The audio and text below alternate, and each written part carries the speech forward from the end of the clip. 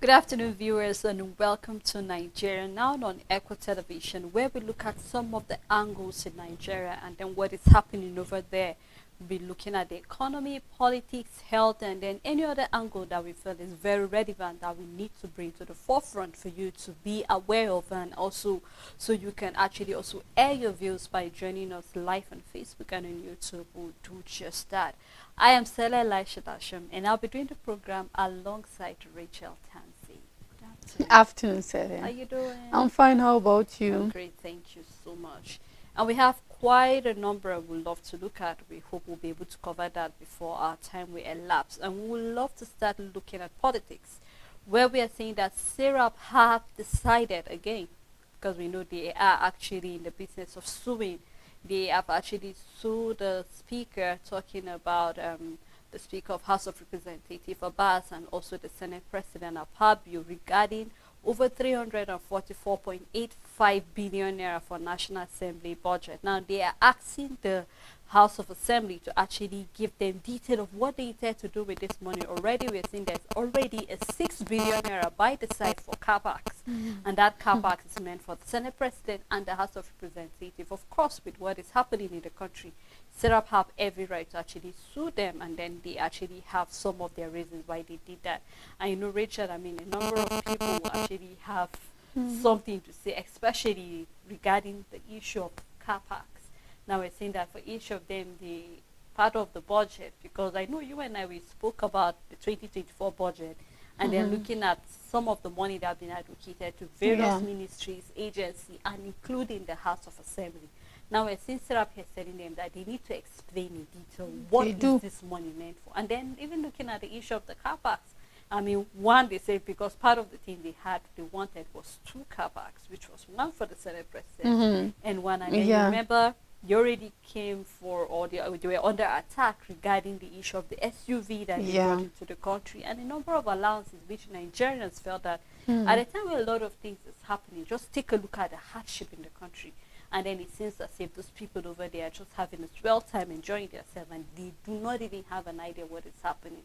And just like I said, I mean, a number of people say, I mean, it's the normal thing. Syrup is always, it's either Syrup is suing the president, Syrup is suing the National Assembly. But we're yet to see anything coming out. I remember where we saw that of what the Labour were saying, the fact that they're giving the government 14 days. Yeah. And then we also saw the court telling the government that giving them 7 days Yeah. to regulate the price. And I remember you coming out to say, I mean, have we ever seen the federal government obeying the court?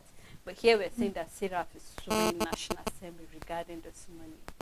It's important that we have Sarah up there for Nigerian sellers.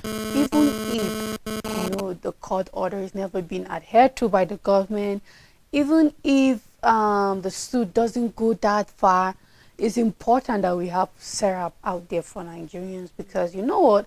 It just opens our eyes to a lot of things. We are having leaders at the moment that, like, you know what, whether you like it or not, we are going to spend your money, and we are going to spend it stupidly, Sele. And it's like, okay, if you guys are going against, if you're going after us for the SUVs, you know what, we will still spend it on other things regardless whether you like it or not, as Nigerians. And this is the highest ever in record concerning how much has been given to the National Assembly. And then when this budget came out for them, because we saw this since the entire breakdown for the 2024 budget came out, this was what went to the National Assembly. And then when we saw this, we talked about it here, and we're like, you know what, let's just chill for now, and let's see what will the Senate do. And it's okay for Sarah to ask, because they should be the voice. They are an organization, they are a community for accountability, precisely. And when you see for both the representative and then the senators combined going over 6 billion for car parks, you wonder, where have you been parking your cars? Are you trying to tell me that the National Assembly and the State House of National House of Representatives have not been having car parks? Have the numbers of representatives increased? Do you go with more than a car for your sittings and all of that? What is the need for a car park? This is not necessary in any way. And then you wonder, Sele, these things, Sele, there's just a way that politicians keep wowing us in this country. Like, we just never get to have enough of them, because I am wowed. I'm not surprised. It's not surprising. We've seen them spend money, huge sum of money, on even things that are not even as important as this. You understand? So I'm not surprised, but I'm more like that kind that will leave your mouth open, because have your in a time where we are looking at cutting down the cost of governance, we saw the order from the president for them to reduce their envoy, to reduce the number of entourage that they go with locally and also exactly. So in the past, if this car park that have been available have been there, and you have been having a huge number of entourage, it means if you adhere with cutting down the cost of governance, you're supposed to have a lesser amount of entourage with you, and then it means there's supposed to be more space for parking. Exactly. Now, secondly, we saw liabilities. There's also liabilities that is about 8 billion. And you wonder what liabilities, break down those liabilities, is in the umbrella code that we don't want. Break it down. What are those liabilities that are taking that kind of amount of money? What are those liabilities? Nigerians need to know precisely what are those liabilities. Don't just come and tell us liabilities 8 billion. No, it doesn't work like that. I think it also goes the same to even the car parks, Richard. Yes. Are we importing car parks? Are we building fresh car parks? Are we talking about the fact that the things needed to maybe make new car parks? Maybe we're talking about even maybe rehabilitating some of those car parks that maybe we just need explanation. Exactly. We're talking about taxpayers' money. Yes. And Nigerians deserve the right to know what we want to do. I think it's at this moment we also need to even ask the Attorney General of the Federation, or rather the Accountant General of the Federation, before you disburse any money, people should tell you in detail what they intend to do with the money. It is important, yeah. Because these are taxpayers' money. Imagine if every Nigerian would just write certain things and that is where we keep talking about auditing of certain things, because you don't just come out and tell Nigerians you're spending this huge amount of money and then you cannot give us in detail what you intend to do with the money, where we're seeing other things, other sectors actually need more funding because they are underfunded. And then here we're seeing a National Assembly. So just like you rightly stated, I hope, Richard, we hope so. I hope that they really give us in details, and I hope that they adhere to this sowing coming from Serap, and I hope that Serap will follow it later. Let it not just be one of those issues that will come up and then it's been swept under the carpet and nothing is being done, and then it looks as if they just said it and then the National Assembly does whatever they feel like doing eventually.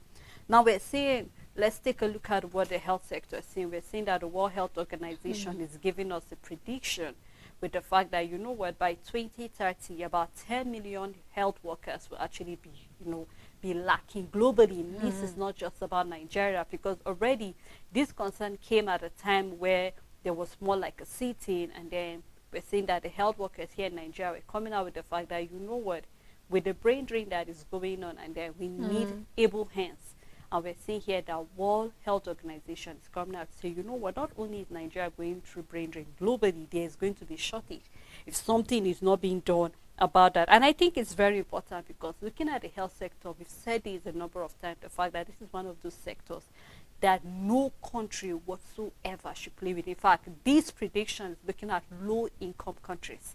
And Nigeria, of course, we are one of those low-income countries. And then not to mention other countries. But then, since we're in Nigeria, let's talk about what is actually affecting us presently. Because remember when we're looking at the number of patients to doctors, and then I remember, was it last week or 2 weeks ago, where we're seeing that even the national hospitals are complaining that over 500 health workers have left.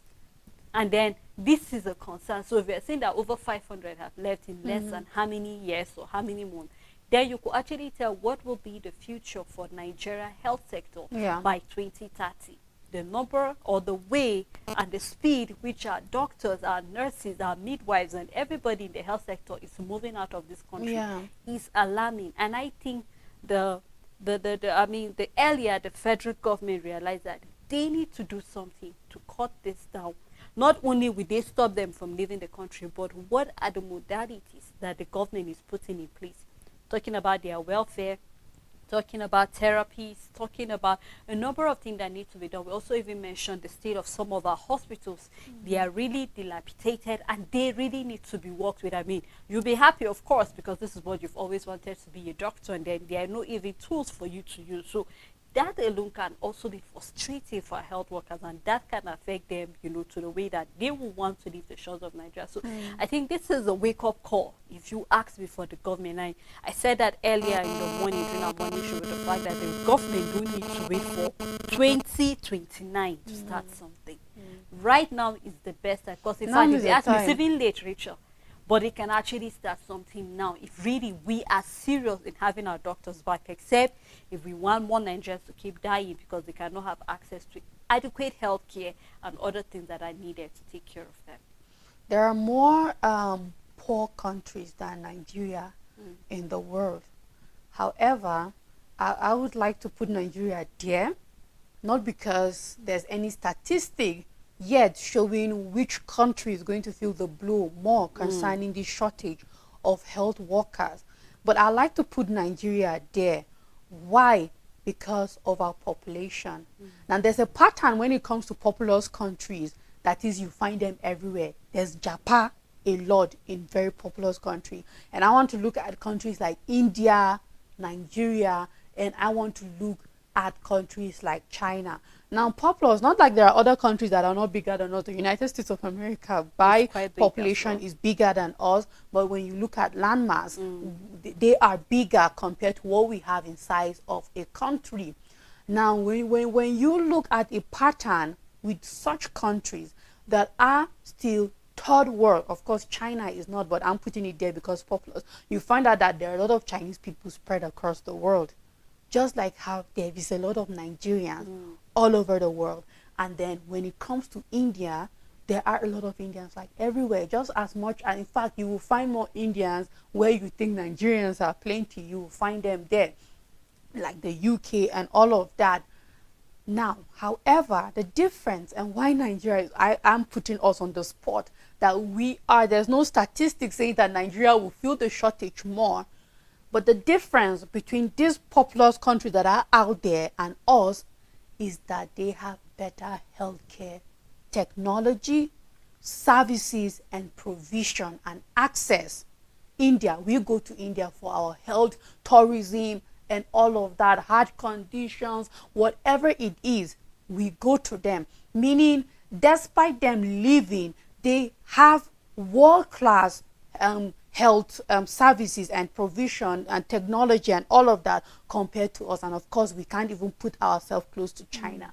But when you come to Nigeria, Sele, reverse is the case. The story is different. We are nowhere close to even some third world country or developing country like us when it comes to healthcare or medicine.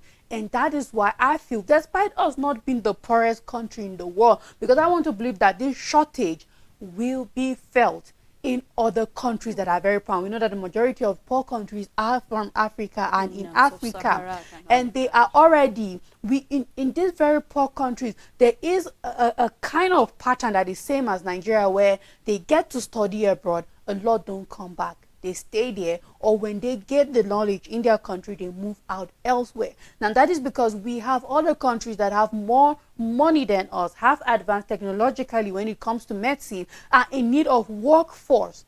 However, we have nothing that even warrant workforce. If we have thousands of doctors trooping into Nigeria, they will not even have equipment to work with. That is also another challenge that we have to tell ourselves the truth, that even if for some reason, Sele, this is also another thing that is challenging medicine, health work in this country, that even if for some reason we have our government being able to retain medical or health workers in the country, giving them all their finance, the financial need, the request, the hazard allowance, and all of that, the next problem will come out is that these doctors are unfulfilled because they do not have what it needs to take for them. So we will still have doctors, Sele, living to where there are equipment, because nobody wants to be in a position where you are seeing a situation that you could save if only you had this tool, if only you had access to this resource, and you're not able to. So with the way it is in Nigeria, Sele, you will see that there's just too many problems around health work in the country, and it just keeps pinpointing the so much work that our doctors need to do. And I love this global report, as I said in the morning, because it shows you that, you know what, this problem is not only in Nigeria, but why are we feeling it more? And why is it that we will feel it more? It's because these are all of the factors and the problems that are affecting us and confronting us.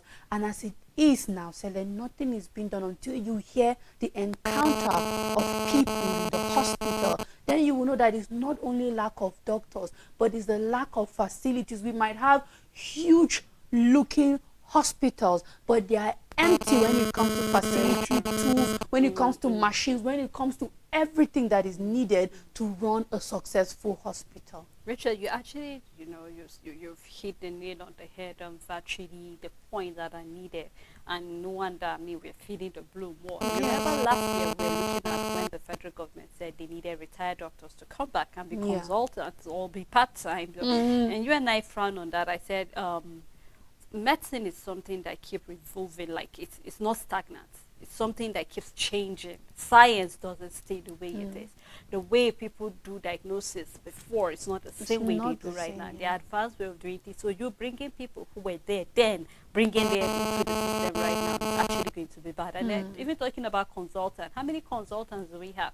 You made mention of we have big hospitals, but there's nothing to show for it. You need to go to some of the teaching hospitals, and then you'll be surprised. You ask yourself, why is this hospital called a teaching hospital? Because it doesn't even have what it takes to be a teaching hospital. Facilities that you should be expecting to see in that hospital, you will not see it. So I'm hoping that you mentioned also the fact that some of our doctors are not even fulfilled. Because Richard, I was with a doctor when I just needed some medical checkup, and he was asking if I wanted to live in the country. And I was like, I'm one of those doctors that really want to live. I said, if he has the opportunity, to be honest, he is living. And they always get the opportunity. He said he's living. The reason why he said that was one or two things were actually pending. And right in my presence, just before I could go to the lab and come back, he said he's going. And there were patients waiting, Rachel. He was tired and exhausted, and he can no longer take it. Now, we've seen even last year, we also saw the number of doctors that were dying. Why? Because they were exhausted and tired, because they are shorthand. So we're already seeing that as it is presently, it will not even take Nigeria till 2026. We're already feeling it right now. I don't even know what will be the fate of the health sector by the end of this year if the federal government do not put in the measures that are needed to do the right thing, talking about the allowances and many other things that are coming up. We're seeing illnesses that are just coming up left, right, center. You really cannot even tell what is the problem. And the painful part of it is that for every time our leaders refuse to address this issue, when they are going for, we saw how much we spend on medical and also education. So we spent over $40 billion abroad.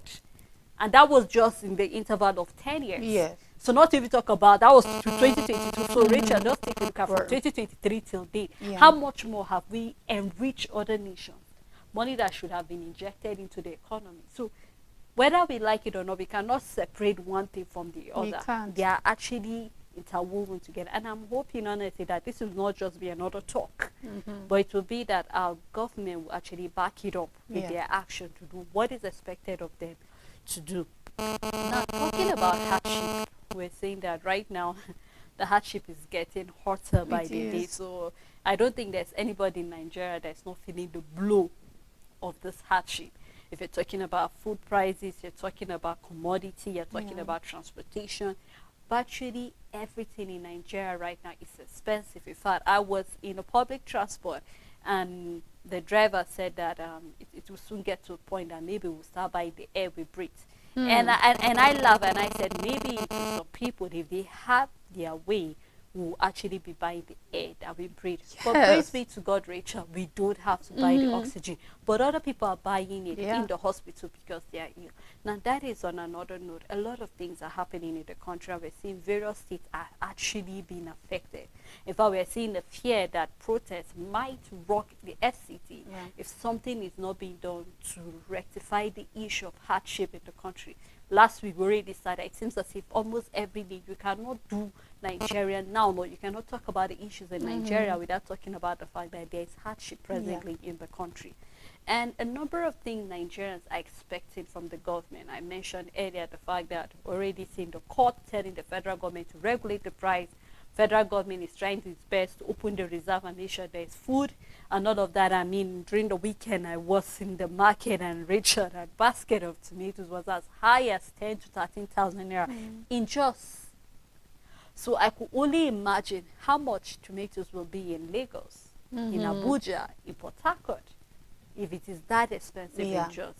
We mentioned the fact, I think I listened to you during Business and Finance, we were mentioning the fact that onions have become the gold in Nigeria presently because it seems it has really prices outrageous. So that is just to talk about the commodities, the basic needs Nigeria, and not even talk about the prices of even building materials. We saw how much cement is. It's almost 6,500-7,000 depending where you're buying it from. So Rachel, you cannot talk about the condition of Nigeria without talking about the fact that Nigerians are finding it very hard to survive at a time like this. Sele, when it comes to collapsing of states, I believe that states in Nigeria have already collapsed. But we just haven't taken the time to just look at it. They are not risking collapse. They have already collapsed. We are on the plateau. When last did you hear a major employment by the state government of Plateau State? I'm not talking about the secret and those under the carpet. I'm not talking about the under carpet kind of recruitment. When last did you hear a major recruitment on the plateau where every plateau citizen can go pick up a form, be it at the state secretariat, be it at local government, when last the whole of the state starters that you see around, when last? This is just on the plateau. We are looking at Imo with workers going over 18 months without payment, where we saw labor going on a strike in Imo State and all of that protest.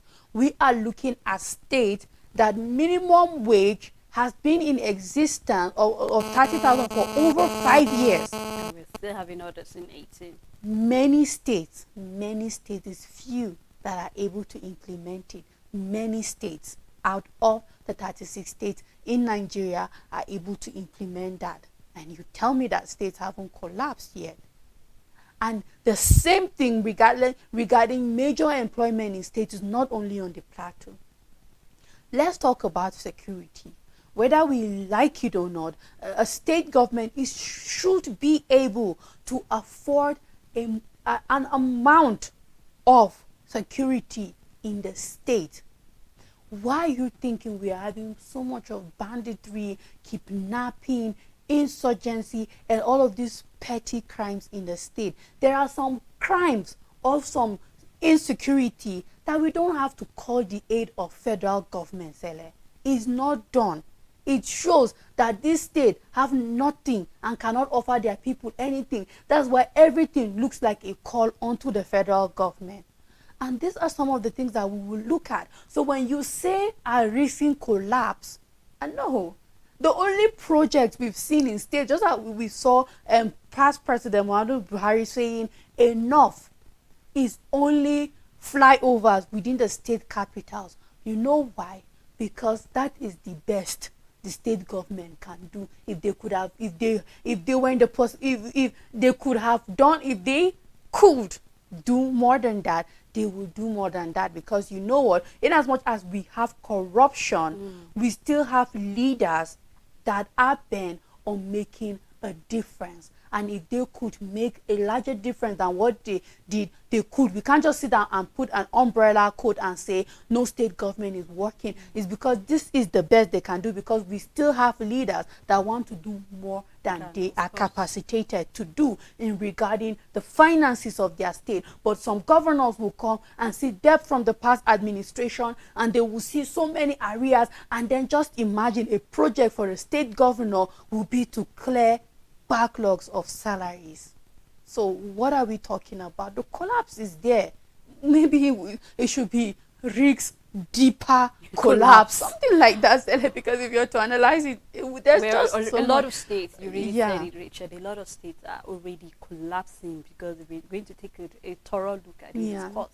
We could mention states, and then you just wonder exactly what are the governors doing in that state, and it is your responsibility to actually take care of certain things. You mentioned security, which is very paramount. You cannot talk about other things without fixing security, because believe you me, Richard, the way things are in Nigeria right now, just fix security. Nigerians have grown to that position. They can provide every other thing for themselves.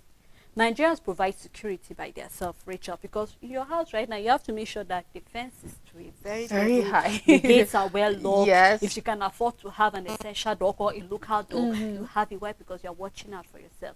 Let's go down to providing of power. You hardly even see the power. We know the way it's being rationed, so to some extent, you have to look for a way. If you really need power in your house, you have to maybe make use of the generator. And we know that means you're buying fuel or diesel, depending on if you can afford whichever. Now, let's also go down to even looking at water. When last did Nigerians enjoy good water? You have to look for a way to drill boreholes. Right now, it seems in Plateau State, every house is drilling a borehole. And you ask, what is the Ministry of Water doing? So when you're going to look at it, Rachel, states have collapsed. And just like you said, maybe we should be talking about deeper collapse than it is presently, because things that are happening in the country, you just wonder if we actually have leaders in this country. And, you know, people have said that, you know what, Nigeria is the best country, but what Nigeria lacks is leadership, good leadership. Because if we should do away with corruption, do away with bad leadership, we'll get it right. Are we saying there are no countries in the world that were worse than we had those countries? But they had to pick up themselves and say, you know what, we need to get it right. And these countries are part of the world class. You cannot make decisions on behalf of the world without actually consulting certain countries. So we need to get to that place. And just like you said, risks and collapse, it seems as if we are water washing this whole world. So I'm hoping that, you know what, with all of this hardship we're seeing, the government realize, you know what, it's a matter of time it will get to your door. And we keep saying that if you do not listen to the cry of Nigerians, they will turn on you. You know, they said, you know, there's this adage that said that a goat does not bite, but when you push it, it will bite you eventually. So that is the way Nigerians are, because it seems as if they're just, the leaders around are just tiptoeing, and then when things get out of hand, you really cannot. So I'm hoping that our leaders will realize that they owe us an obligation to do right. They owe us an obligation to make sure food is available. No wonder we're seeing that warehouse in Kano that was being busted. Only God knows the reason why those companies decided to hoard food when they said no hoarding. The reason is for higher profits. Of course, now you see, to some extent, it's no longer the leaders. It's now got down to us, because we're looking for a way to make profit off people. And I'm hoping that we'll get to a position, Richard, that all of this, I keep saying I'm hopeful.